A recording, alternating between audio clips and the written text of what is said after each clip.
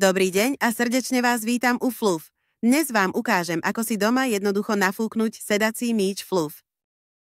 Najprv otvoríme tašku a vyberieme z nej pumpu, vnútornú loptu, návod na obsluhu, sadu adaptérov a látkový poťah.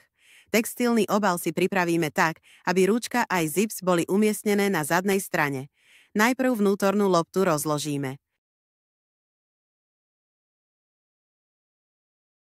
V ďalšom kroku rozopneme zips látkového obalu a položíme ho otvorený pred seba.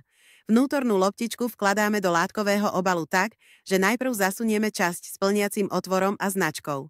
Keď je táto horná časť na svojom mieste, zatlačíme dovnútra aj zvyšok loptičky, aby bola správne usadená po celej ploche.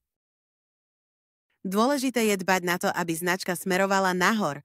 Teraz začneme vnútornú loptu nafúkovať pomocou ručnej pumpy.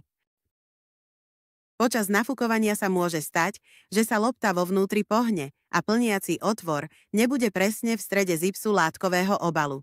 V takom prípade je potrebné zasiahnuť a otvor ručne upraviť späť do správnej polohy. Tento krok môže byť potrebné zopakovať aj viackrát.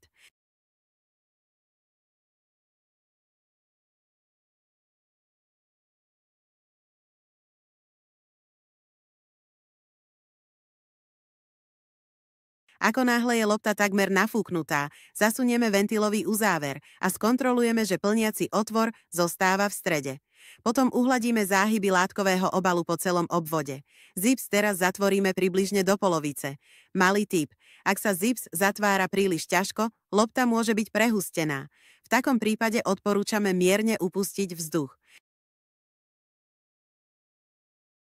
Nakoniec dofúkneme loptu, znovu zasunieme ventilový uzáver a zips úplne zatvoríme. Sedací lopta Fluff je teraz úplne nafúknutá a pripravená na použitie.